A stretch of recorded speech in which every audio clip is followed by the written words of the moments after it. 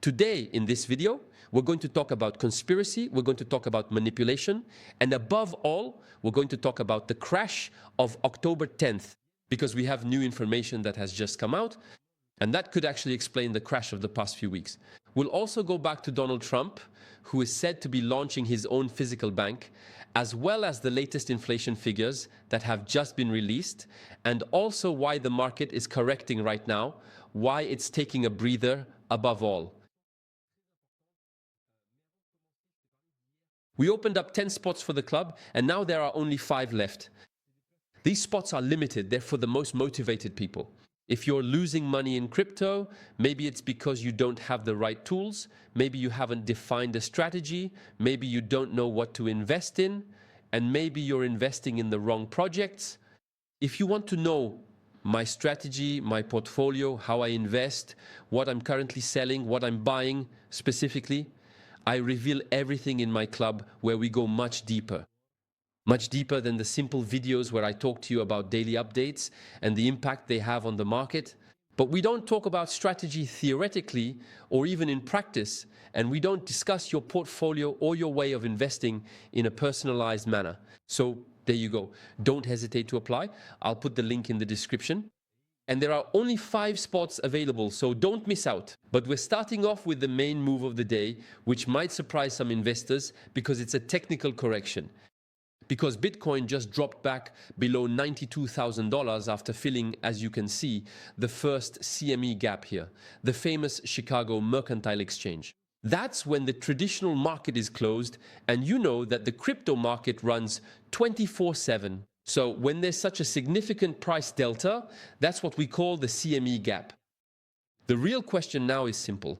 Are we going to go lower to reach the next gap, which is around $88,400?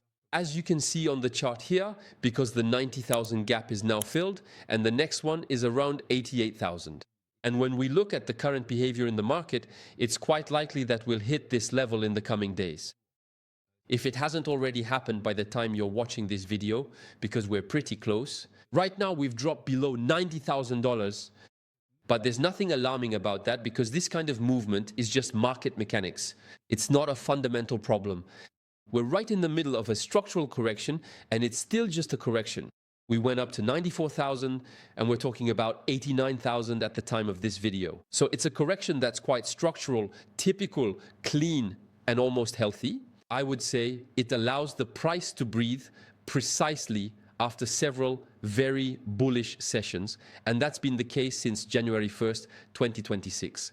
We actually went back over the famous 5-day rule yesterday. If you haven't seen yesterday's video, the daily update, go check it out because there was also some great information in it.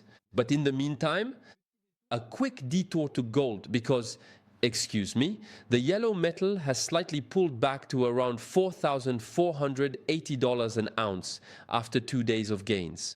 And simply because investors are shifting their attention, focusing less on Venezuela and more on the upcoming US economic indicators. By the way, we talk about this every Saturday on this channel. And honestly, that's actually a good sign for Bitcoin because you have to understand one thing. When gold goes up, it's not necessarily because the market is afraid, but mainly because investors are looking to protect their capital from geopolitical tensions. For example, you should know that the opposite is also true. If gold takes a breather, it doesn't mean that all that capital will suddenly pour into stocks or Bitcoin. But actually, what you need to understand is that it's not a direct indicator of risk. On the other hand, this kind of pause often shows that the macro environment is calming down and a more stable environment is generally much more favorable for market growth. And speaking of the market, I'm going to share something with you. An analysis that precisely illustrates the behavior of major players when the market is uncertain, corrects, and is affected by the Fed. Because, and actually, this is a behavior that could even serve as an example for you in future crashes. There are some analysts who are starting to wonder if Morgan Stanley didn't orchestrate, whether intentionally or not, one of the biggest market manipulation moves in recent years, or even in the entire history of crypto. Because when you look at the timeline of events, it really makes you think. So let's go back to that. It all starts on October 10th. We have MSCI, which is historically a division of Morgan Stanley, proposing to remove from its indexes companies that hold Bitcoin on their balance sheets. So, for example, as you know, MicroStrategy and also MetaPlanet. So this is a huge change because MSCI indexes direct trillions of dollars in passive flows. And concretely, this means a forced sale by passive funds, followed by a mechanical decrease in institutional exposure to Bitcoin. And so a sudden contraction of liquidity, bottom line. Bitcoin loses nearly $18,000 in just a few minutes. So that was on October 10th. And we're talking about more than $900 billion evaporating from the entire market here. This wasn't just a minor technical adjustment, it was a bombshell. So that was the phase on October 10th. Then we enter a 3-month period of continuous pressure until December 31st, 2025. That was the closing date of this famous consultation. And during all that time, institutional investors remained paralyzed because there was no visibility. There were risks of forced sales. There was a completely frozen sentiment because no one knew what was going to happen. Specifically, that famous January 15th on the daily charts. And so Bitcoin plunged by 31%. Altcoins did even worse. And it was literally the worst quarter, or at least maybe even the worst fourth quarter since 2018. And then a miracle happened. What happened? On January 1st, without any news, without any macro catalyst, the market suddenly reversed. And Bitcoin then started to string together 5 green candles. I mentioned it to you yesterday. We went up by more than 8% in just 5 days, and more, a $7,300 rebound. And we still don't know why. But someone clearly starts buying aggressively while everyone else is still asleep after the holiday season. And a few days later, what do we find out? We find out that the pieces of the puzzle are actually coming together because on January 5th, 2026, Morgan Stanley announces the filing of its own Bitcoin and Solana ETFs on January 6th. MSCI suddenly withdraws. I told you about it in the daily update. The rule we mentioned yesterday, which had weighed on the market for 3 months.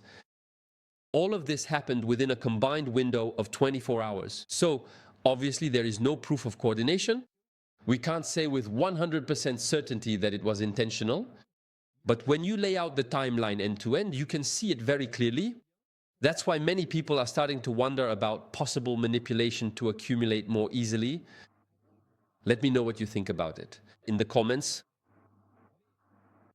And speaking of crypto adoption, especially by this giant, I'm talking about Morgan Stanley here, they're not stopping at Bitcoin and Solana because Morgan Stanley has just officially filed for a spot Ethereum ETF.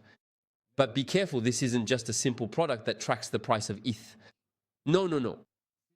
They actually want an ETF that replicates the price and redistributes the rewards, that is the staking rewards, to investors.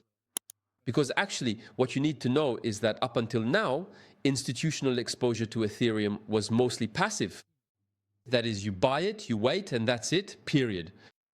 Now we're moving into a new dimension with regulated financial products that include staking yield and turn ETH into a yield-generating asset for the institutional world.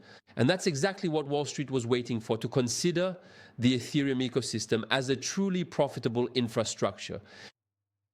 So on top of that, institutional demand for ETH is accelerating faster than many had imagined. And we're literally seeing Wall Street absorb Ethereum, just like it did with Bitcoin last year. In short, let's move on to a macro signal that could very well keep fueling the bullish narrative for 2026. It's an indicator. I've been closely monitoring these. The famous US inflation, which has dropped to 1.73%, its lowest level in the past 5 months. And obviously, when you see a number like that, you immediately get it. That's why, above all, the markets are starting to breathe again. And as a reminder, when inflation falls below 2%, it eases the pressure on the Fed, whose target was 2%. Right now, we're at 1.73%. And when the Fed is no longer forced to stay aggressive, that means the chances of further rate cuts actually increase. And above all, liquidity returns. Another important piece of information from the US regulatory side, I had to tell you about it. And this you really shouldn't underestimate. Senator Tim Scott, who chairs the Senate Banking Committee, has just announced that a vote on market structure for cryptocurrencies will indeed take place on Thursday, January 15th. In my opinion, a lot is going to happen that day. We'll come back to it.